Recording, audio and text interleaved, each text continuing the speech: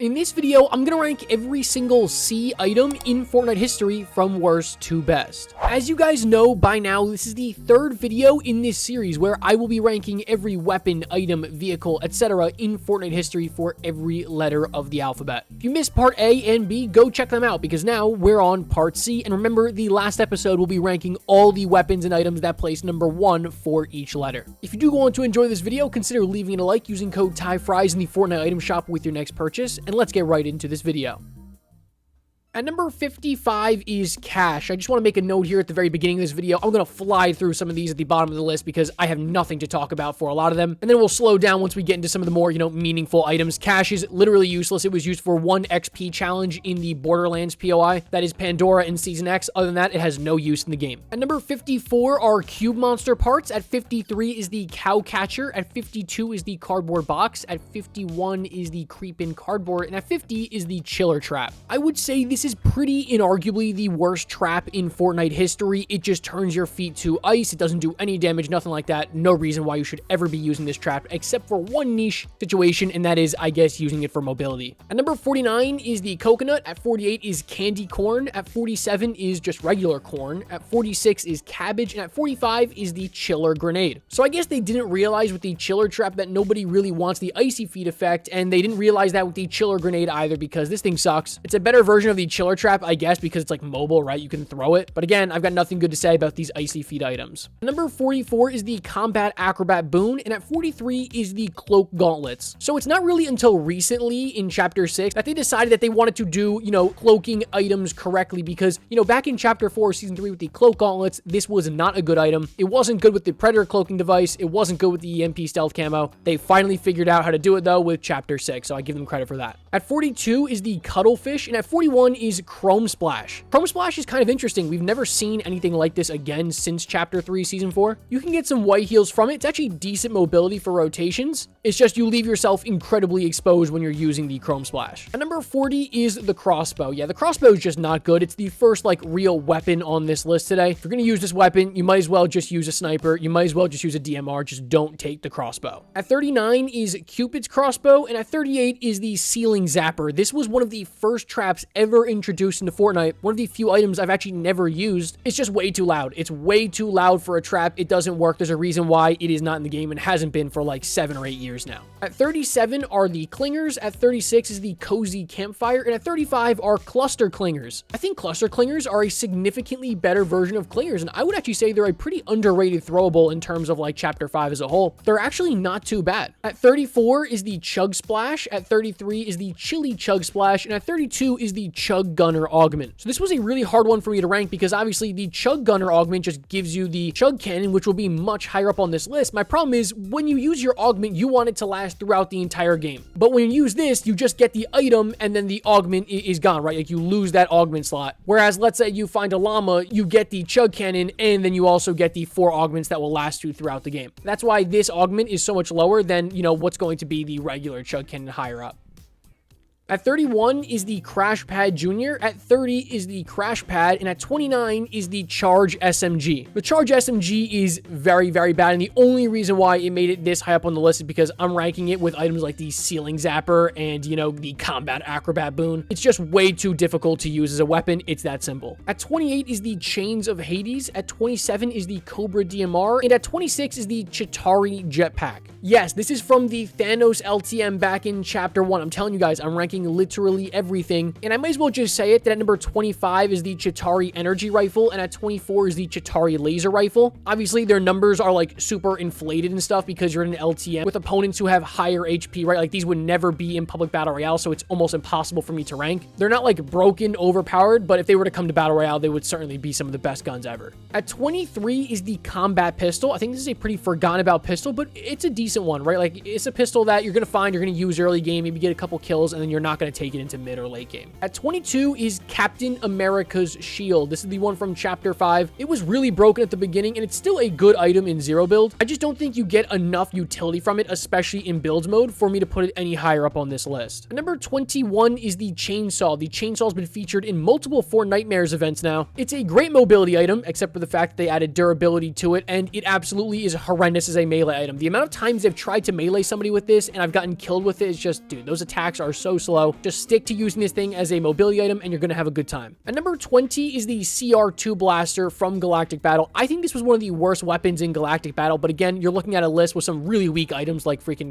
coconuts and corn. At the end of the day, this is just a slightly worse version of the rapid fire SMG. At number 19 is the Chug Jug. Now, originally when I had done this video as a short, like months and months ago, the Chug Jug was much lower because it wasn't buffed like it had been in Chapter 6 Season 2, where now you can, take 20 health and then put the Chug Jug back, and then you can take another 20 health and put the Chug Jug back, get into a fight, and then get 150 health and shield out of it, right? Like, it's so good that you can use it over and over again, and you don't just have to sit in one spot for 15 seconds just to get back, like 60 HP. The Chug Jug is a very, very good healing item now. At number 18 is the Carapace Medallion that was briefly in Chapter 6, Season 4 before it got vaulted. It's perfectly fine. It's essentially just a Siphon Medallion. You're not going to complain about having it, but it's not necessarily going to help you win a fight. And let's be honest, the other two medallions in the beginning of the season were just significantly better. At number 17 is the Covert Cavern Keycard, followed by the Command Cavern Keycard and the Caddy Corner Keycard at number 15. Again, how do you rank keycards, right? Like, do you rank them based off their vault loot? Do you rank them based off how hard the boss is to kill, which, that's what drops the key card? Do you rank them off of the location itself? That's up to you if you want to do this list yourself. I put Caddy Corner ahead because honestly, I was just using this key card so much more because I was always going to Caddy Corner to try and get Kid's Charge Shotgun. But again, these three, put them in whichever order you want, let's be honest. At number 14 is the Conductor Hand Cannon, and every time I talk about this weapon, I say the same thing. I feel like it has potential to be good, it was just in the wrong season. Chapter 5, Season 3 is not a time when you want to be using a slow-firing, highly accurate weapon. People are flying around in cars everywhere, they've got Nitro Fist, they've got Nitro. In a different season, I think this weapon gets a lot more usage, but it kind of fell to the wayside in Chapter 5, Season 3. At number 13 is the Collateral Damage Assault Rifle. This is a weapon that I've slowly come around to liking just a little bit more. If this weapon was called the Collateral Damage SMG, I feel like a lot more people would have used it, right? You cannot use this as an AR. It just doesn't have the range, especially in a season that was going up against the Hollow Twister, the Striker Burst Assault Rifle, and the Twin Mag AR. This thing didn't stand a chance as an AR, but if you use it to, follow up your shotgun, yeah, it's actually really good. At number 12 is the Carnage Symbiote. I mean, you can grab people through multiple layers of walls. You can also redeploy your glider. It's just an overall really good item. Now, I will say it does take some skill to effectively, grab people through a wall, bring them towards you, and then pump them in the face. But if you're a good player, chances are you probably love this item, and it's really good for trolling as well. At number 11 is the Choppa. This is the,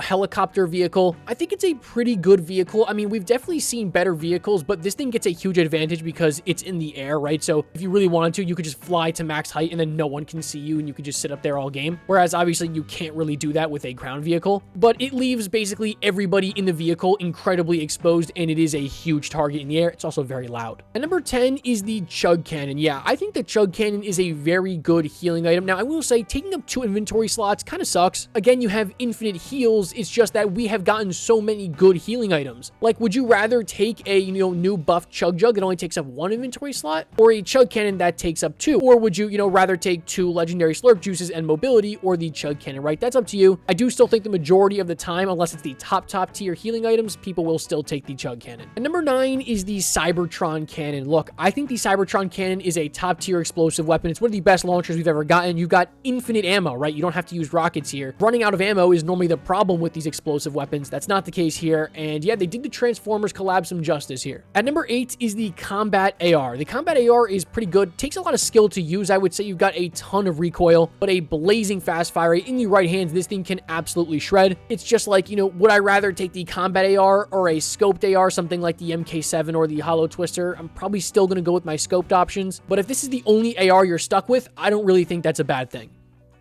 At number 7 is going to be the Combat Shotgun. So, you know what? I think the Combat Shotgun has seen better days like it was in Season 9. I think it's also seen a lot worse days like it was in Chapter 2, Season 4. And the last time we saw it in Chapter 5, it was a perfectly serviceable shotgun. Was it the best in its season? Absolutely not. Was it the worst? No, I don't think so. And I think that's where the Combat Shotgun fits into the, overall shotgun meta today. If it were to come back, I think it would just be a middle-of-the-road shotty. At number 6 is Captain Phasma's F11D Blaster. This weapon's actually pretty good. It was only featured in Galactic Battle, and yeah, I mean, again, like I said, it's pretty decent. It can be used as an SMG, it can be used as an AR, it's pretty accurate. And if you go back and watch Galactic Battle gameplay, the majority of like the top tier players will carry this weapon. Pair it with the ACP Scatter Blaster, that's a good combo if you ask me. At number 5 is the Compact SMG, okay? Not Combat, right? This is the Compact, the P90. Again, another weapon that has seen better days. It still has a decently high DPS, right? You're looking at over 200, so you can kill somebody in a second with this weapon. You've just got to be at super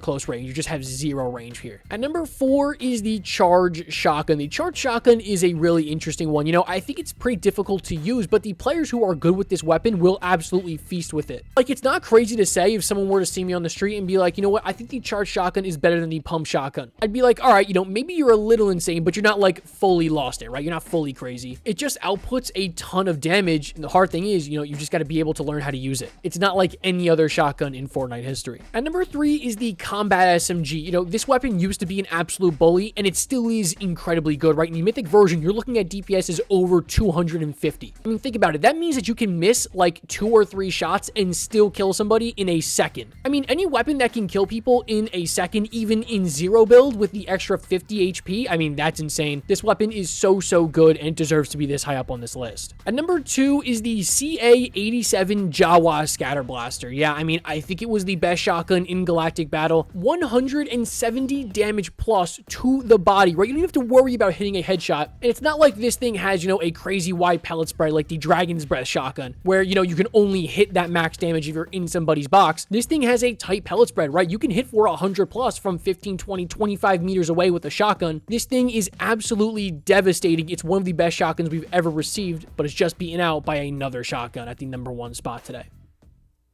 At number 1, guys, the best C item in Fortnite history, it's obvious, it's Cerberus's Gatekeeper shotgun. This is arguably the best shotgun of all time. If you ask me, I would probably say, yeah, it is. You have a weapon that has a faster fire rate than a pump shotgun that also does pump shotgun damage, that is also semi-auto, but with a great fire rate. It's just such an unbelievable weapon. I can't believe this thing made it through testing. The Gatekeeper shotgun as a whole absolutely plagued basically the entirety of Chapter 5 after Season 2 when it got added. It's just a weapon that you've got to have, or you're really going to struggle at close quarters in those end games. This thing's absolutely beefy. It 100% deserves to be at number 1 today. Alrighty, folks, I hope you went on to enjoy that video. Let me know in the comment section what you thought of it. And of course, be sure to leave it a like if you want to see the part D to this series. Thank you again so much for watching, and I'll catch you in the next one. As always, peace.